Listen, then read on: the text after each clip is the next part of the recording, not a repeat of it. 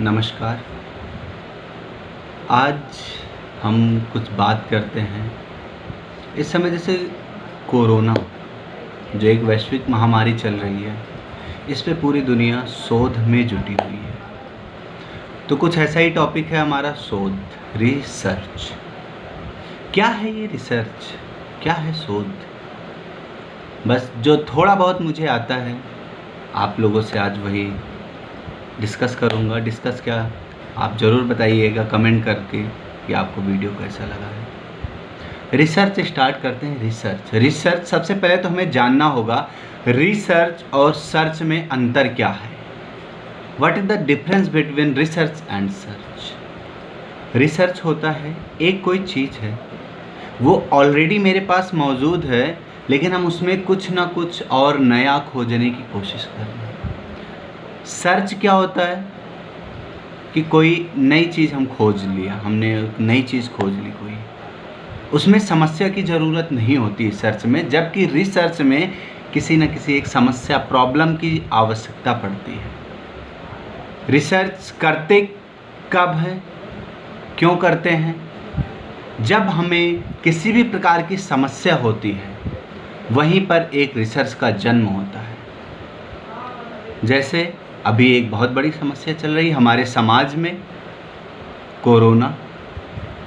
अब इस समस्या, ये एक समस्या आई और यहीं से एक शोध का जन्म हुआ है, जो पूरी दुनिया, सारे साइंटिस्ट लोग, सारे डॉक्टर्स लगे हुए हैं कि इसकी दवा को कैसे बनाया जाए। यही हमारा रिसर्च है। अच्छा, जैसे मान लो आपने, किसी ने आपसे पूछा कि रिसर्च क्या है, तो आपने बोल दिया उसको बार बार सर्च करना। मैंने बोला कि मेरी ये अंगूठी खो गई है जो मैंने पहन रखी है, तो आप इसको ढूंढ के दे दीजिए। आपने एक अंगूठी को दोबारा रिसर्च किया, आपने ढूंढा, क्या ये रिसर्च हो जाएगा? नहीं, ये रिसर्च नहीं होगा। हालांकि हम ढूंढ इसको भी रहे हैं, दोबारा ही ढूंढ रहे हैं। कोई चीज़ होती ना कि एक चीज़ है, उसको हम उसमें कुछ दूसरा दोबारा सर्च करते हैं, वो रिसर्च हो जाता है। अंगूठी थी, गायब हो गई, उसको सर्च कर रहे हैं, लेकिन ये रिसर्च नहीं होगा। इसलिए एक फॉर्मूला है RD²।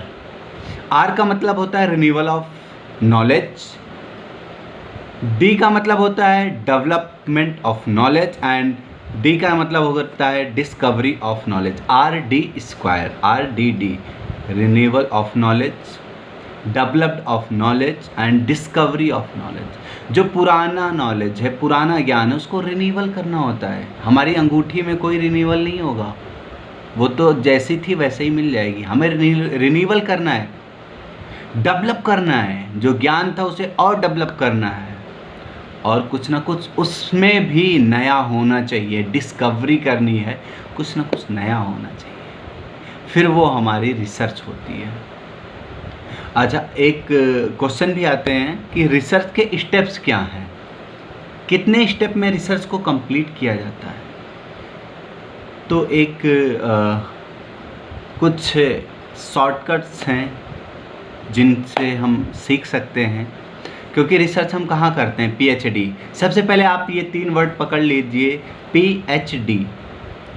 P का मतलब होता है फॉर्मुलेशन ऑफ प्रॉब्लम, H का मतलब होता है formulation of hypothesis, and D का मतलब होता है design. Means first is problem, second is hypothesis, and third is design. Problem, सबसे पहले रिसर्च करने के लिए कोई ना कोई एक समस्या जरूर होनी चाहिए, तभी हम उस पर रिसर्च करेंगे।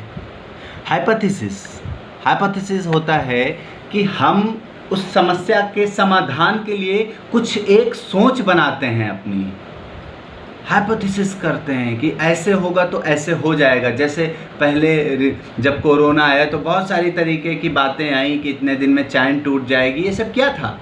ये सब एक हमारा हाइपोथेसिस था। धूप निकलेगी तो धूप से कोरोना मर जाएगा, ये सब क्या था? एक हाइपोथेसिस बनाते हैं। ज़रूरी नहीं कि हाइपोथेसिस हमेशा सत्य ही हो और हमेशा असत्य ही हो, सत्य और असत्य दोनों हो सकता है। उसके बाद हम क्या करते हैं? डिज़ाइन करते हैं।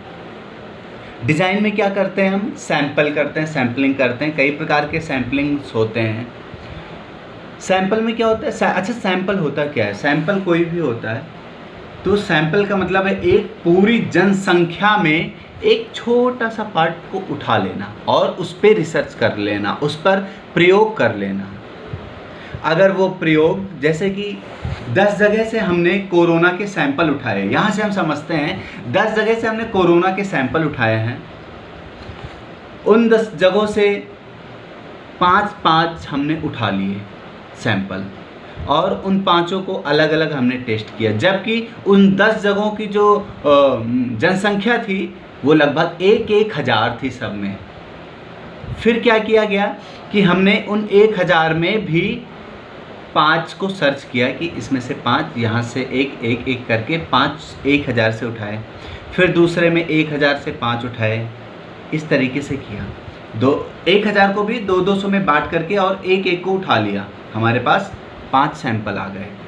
हमने उस पर सर्च किया, कोरोना का पता लगाया, तो पता चला कि एक समूह ऐसा मिला है जिसमें से 5 में 2 लोग कोरोना पॉजिटिव हैं।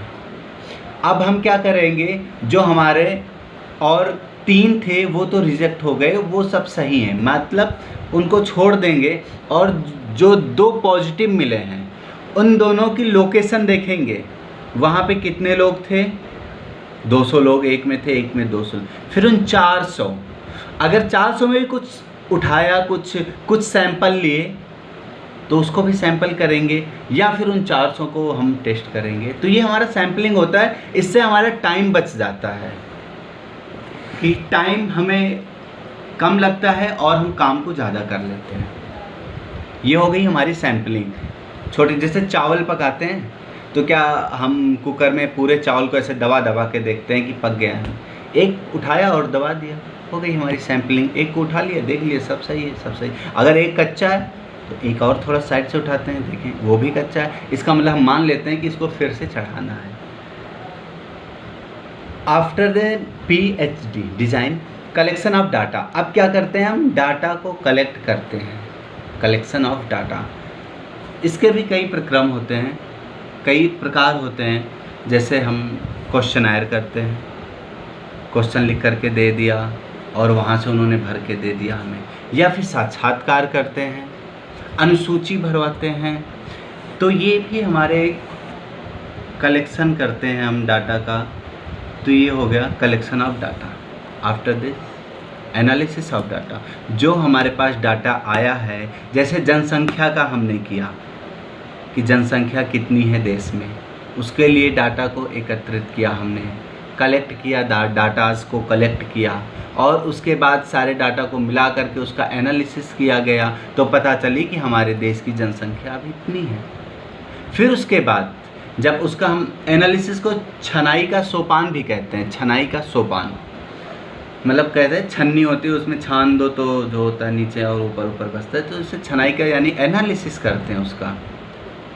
उसके बाद जनरलाइजेशन ऑफ रिसर्च, रिसर्च को लास्ट में हम जनरलाइज्ड कर देते हैं। जैसे कोरोना की अगर दवा आ गई, हमने कुछ लोगों पे टेस्ट किया, टेस्ट हमारा पॉजिटिव आ रहा है, वो वर्क कर रहा है, तो हम क्या कर देंगे कि उसको जनरलाइज कर देंगे कि जो भी कोरोना पीड़ित है वो इस दवा को ले सकता है और सही हो सकता है। इसी पे रिसर्च हमारी समाप्त हो जाती है, और फिर इसी पे कोई ना कोई आगे रिसर्च होता रहता है। ये थे हमारे सारे स्टेप। एक बार मैं फिर से बता दूं स्टेप को, PhD problem, hypothesis and design, CAG collection of data, analysis of data and generalisation, जिसे हम कहते हैं निष्कर्ष का निकलना। आपको ये वीडियो अच्छी लगी हो तो आप ज़रूर शेयर करिएगा। धन्यवाद। अगर कोई त्रुटि हो गई हो, गलती हो तो ज़रूर माफ़